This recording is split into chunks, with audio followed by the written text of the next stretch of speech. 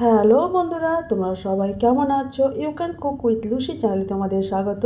আজকে আমি তোমাদেরকে বানিয়ে দেখাবো কাস্টার্ড আপেলের পায়েস। এই কাস্টার্ড আপেলের মধ্যে ভিটামিন এ আর ভিটামিন সি আছে। এই পাকা ফলটি নিয়মিত খেলে চোখের জ্যোতি বাড়বে, চুলের গোড়া শক্ত হবে, আরও অনেক উপকার হয় এই ফলটি খেলে।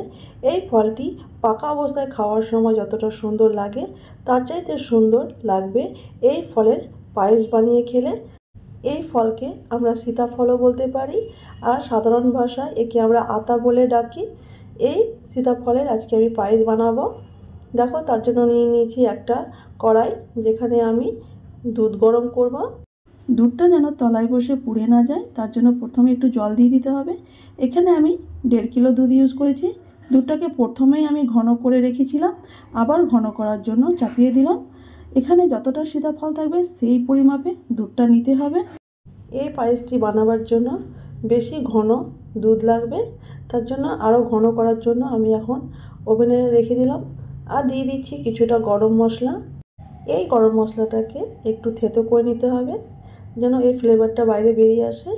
এই দেখো, আমি নিয়ে নিয়েছি পাকা সীতাফল। এই পাকা সীতাফলের উপরের অংশটাকে ছাড়িয়ে কি করে বীজ বার করে নিতে হবে। এই দেখো, নিয়ে নিয়েছি একটা বাটি, যেখানে আমি সীতাফলটা বার করে রাখবো। আর নিয়েছি একটা মোটা নেটের চালনা। আমার দুটো সীতাফলই খুব বেশি পেকে গেছিলো, তার জন্য আমি দুটোই নিয়ে নিয়েছি।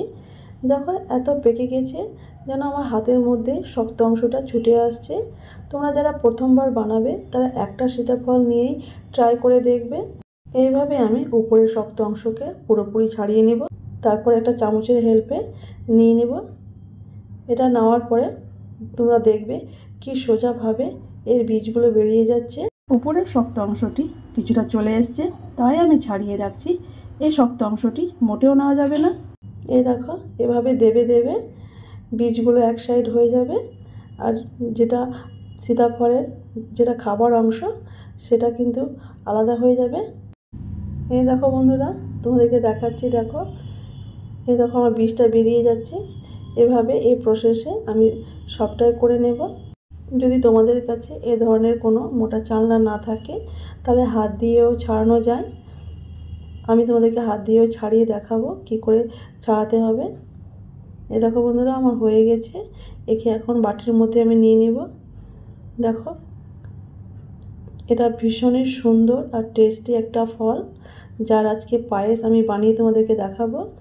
এই দেখো, এখন আমি আমার দুধের মধ্যে কিছুটা দিয়ে দিচ্ছি কেশর। এই কেশরটা দিচ্ছি দুধের মধ্যে, একটা সুন্দর কালার আসবে আর ফ্লেভারটাও ভালো লাগবে। এই দেখো বন্ধুরা, একদিকে আমার দুধটাও ঘন হয়ে আসছে আর আমার সীতাফলগুলো ছাড়ানো হয়ে গেল। এই দেখো, তোমাদেরকে আমি দেখাচ্ছি এই হাত দিয়ে, যেটা আমি প্রথমে বলেছিলাম। এভাবে হাত দিয়েও তোমরা বীজটাকে ছাড়িয়ে নিতে পারো, খুব সোজাভাবেই হয়ে যাবে, কোনো অসুবিধা হবে না। বাচ্চারা এ ধরনের ফল খেতে বিরক্ত বোধ করলে এর পায়েস বানিয়ে বাচ্চাদেরকে খাওয়াতে পারো, ওরা খুব আনন্দ সহিত খেয়ে নেবে। এটা ছোট বড় সবাই এটা খেতে পছন্দ করবে। এটা ভীষণই দুর্দান্ত স্বাদের একটা পায়েস হবে। এই দেখো বন্ধুরা, এখন আমি এই দুধের মধ্যে আরও কিছু দেব। এভাবে দুধটাকে কন্টিনিউ চালিয়ে যেতে হবে। দিয়ে দিচ্ছি 2 চামচ কাজু বাদাম গুঁড়ো। আবার আমি এটাকে নাড়াচাড়া করব। এভাবে নাড়াচাড়া করতে করতে দেখবে তোমার দুধটা ঘন হয়ে আসবে। দেখো, এখন আমি যে গরম মশলাগুলো দিয়েছিলাম সেটাকে এখন আমি তুলে নেব। এর ফ্লেভারটা যা নেবার সে নিয়ে নিয়েছে, আর এর প্রয়োজন নেই, তার জন্য তুলে নিচ্ছি। এটা মুখে পড়লে খারাপ লাগবে তাই। এই দেখো, আমার দুধটা অনেকটাই ঘন হয়ে গেছে আর কালারটাও সুন্দর হয়েছে। এখন দিয়ে দিব 2 চামচ পাউডার দুধ। এটা দেওয়ার জন্য আমার যে পায়েসের স্বাদটা এটা আরও সুন্দর লাগবে। তোমাদের ইচ্ছে হয় দেবে, না হয় না দেবে। পাউডার দুধটা দেওয়ার পরে কন্টিনিউ হাতাটা চালিয়ে যেতে হবে যেন তলায় বসে না যায়। আর যে গোটাটা ধরে গেছে সেটাকেও ভেঙে দিতে হবে, পুরো দুধের মধ্যে মিক্স করে নিতে হবে। এ দেখো, আমার পাউডার দুধটা পুরো দুধের মধ্যে মিক্স হয়ে গেছে। এখন আমি দিয়ে দিচ্ছি 1/3 কাপ চিনি, কারণ সীতাফলটা খুব মিষ্টি হয়, তার মিষ্টি পরিমাণটা কম দিতে হবে। কিছুক্ষণ নাড়াচাড়া করব, তারপর ওভেনটাকে আমি বন্ধ করে দেব। তারপর দুধটাকে ঠান্ডা করে নেব, দিয়ে আমি সীতাফলটা দেব। গরম দুধে সীতাফল দিলে দুধটা ভেঙে যাওয়ার সম্ভাবনা থাকবে, তাই কখনো গরম দুধে সীতাফল দেবে না। দুধটাকে ঠান্ডা করে নেওয়ার পরে সীতাফল দেবে। এই দেখো আমার দুধটা ঠান্ডা হয়ে গেছে। তারপর আমি দিয়েছি। হালকা গরম থাকলে কোনো অসুবিধা নেই, খুব বেশি গরম থাকলে দুধ ফেটে যাবে। এই দেখো আমার হয়ে গেছে। আমি এখন কিছুক্ষণের জন্য একে রেস্টে রেখে দেব। তারপর তোমাদেরকে দেখাবো এই পায়েসটা কি সুন্দর হয়েছে।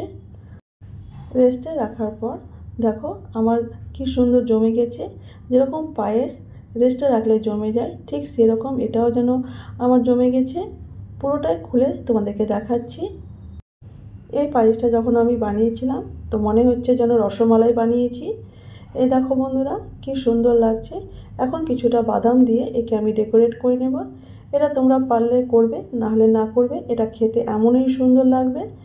এই দেখো কি সুন্দর আমার এই পায়েসটা। আমার এই রেসিপি ফলো করে বানালে তোমাদের এতটাই সুন্দর হবে যতটা আমার সুন্দর হয়েছে। আমার এই রেসিপি ভালো লেগে থাকলে অবশ্যই ভিডিওকে লাইক আর চ্যানেলকে সাবস্ক্রাইব করবে আর সবাইকে শেয়ার করবে।